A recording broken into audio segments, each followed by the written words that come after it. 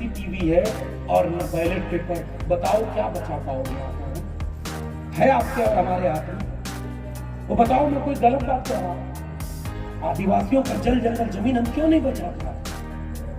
दलित समाज को, सतनामी समाज को, ओबीसी समाज को इसी छत्तीसगढ़ में, बाकी बातें छोड़ दीजिए, मोटी मोटी बात पकड़िए।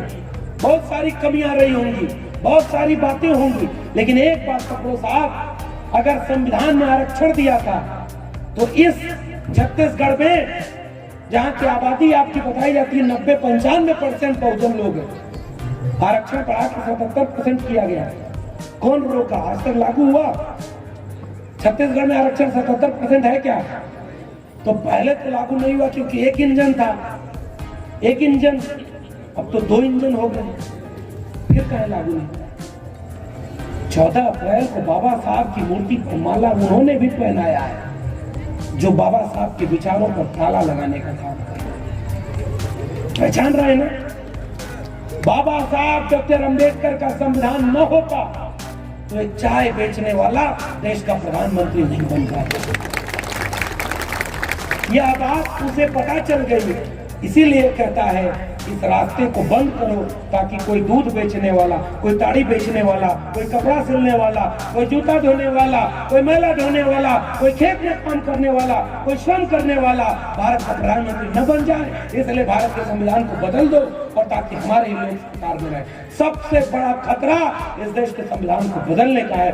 इसलिए मैं आपसे कह रहा हूं, कई बार निर्णय लेना पड़ता है कि कौन जीते, कई बार निर्णय लेना पड़ता है कि कौन न जीते, और वह न जीते जो भारत के संविधान को बदलने की बात कर रहा है। आप जाकर बताइए, क्या ये बात गलत है? अगर 50 दिन 2 महीने के बाद इस देश का संविधान या तो बदल गया और या तो इतना कमजोर कर दिया गया जिसका रहने का कोई मतलब ना हो, तो बताओ ईमानदारी से अगली बार ये कार्यक्रम हो पाएगा? मेरे जैसे लोग जेल में होंगे कि नहीं होंगे? और 2 दिन ट्विटर पर ट्रेंड चलेगा। मैं नौकरी से निकाला गया तो देश भर में आंदोलन। अब कोई फोन करके पूछता भी नहीं, भैया नौकरी कब चली गई, घर कैसे चलता है?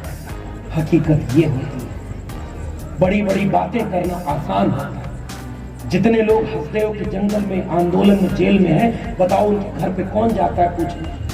जितने लोग 2 अप्रैल के भारत बंद में दलित समाज के लोगों, आप बताओ, जितने लोग के घर पर अन्याय अत्याचार हुआ, कोई पूछने जाता है?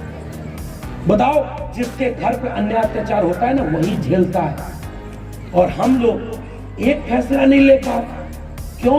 क्योंकि हमको आपस में बांट दिया। हमको ये समझाता है कि नहीं भाई, आप आपस में लड़ो। ओबीसी समाज का सारा हक कौन ले लिया?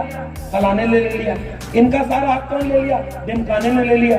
और हम आपस में लड़ते रहे। इसलिए मेरे लोगों, एक बात बताओ, चुनाव के वक्त क्या इस बात का संकेत करना जरूरी नहीं है कि आप किसी को वोट दे देना, लेकिन संविधान बदलने वालों को भूल कर भी 1 वोट मत देना? इससे बड़ी बात कोई और हो सकती है क्या?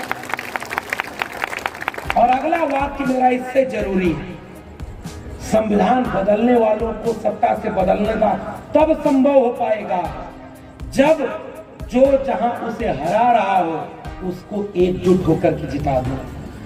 बचेगा संविधान तो उससे लड़ लेना कि तुम सही काम नहीं करोगे। वो कहीं कुर्सी पर ना आ जाए जिससे लड़ने के लायक भी वो तुमको न छोड़े। इशारा पर्याप्त है। ऐसे लोग जिनसे आप लड़ सकते हैं, उनसे तो फिर भी आप लड़ सकते हैं। और उधर क्या हो रहा है? ईडी भेज देंगे, वरना हमारे में आ जाओ। पता है कि नहीं? भ्रष्टाचार के खिलाफ इतनी बड़ी लड़ाई कि भ्रष्टाचारियों, कान खोलकर सुन लो, तुम्हें मैं छोड़ूंगा नहीं। और जैसे ही ये वाक्य गया, सारे भ्रष्टाचारी लाइन में लगा करके हमने वहां ज्वाइन कर लिया है। अब कहे अब तुम पवित्र हो गए। Washing machine. एक किस्सा सुना दो, इसे आस्था पर नहीं ले जाएंगे तब इस शर्त पे। 1-2 किस्सा सुना के अपनी बात खत्म। एक आदमी नॉनवेज खाता था और जहां मकान मालिक ने कमरा लिया, वो एकदम नॉनवेज नहीं खाता था, पवित्र शुद्ध शाकाहारी। तो रोज छत पर वो जब घूमने लगे तो उसकी महक जाए, और वो मकान मालिक परेशान आके देखिए क्या हुआ। अरे बाप रे, तो मुर्गा भून रहा है। कहा अरे ये तो भ्रष्ट हो गया। उसने पंचायत बुला ली, कहा कि अरे ये तो हमारा पूरा मकान भ्रष्ट कर दिया। तो कहा अब क्या होगा? तो कहा कि अरे ये तो पवित्र करना होगा। तो कहा पवित्र कैसे होगा? कहा ले आओ गंगा जल, और गंगा जल ले आ करके पूरे कमरे पर छिड़क करके, उसके बाद उस आदमी के ऊपर छिड़क करके कहा जाओ, तुम हिंदू पैदा तो नहीं हुए थे, लेकिन जाओ अब आज से तुम हिंदू हुए, लेकिन अब नॉनवेज खाना छोड़ दो और अब हमारे घर को अपवित्र मत करना।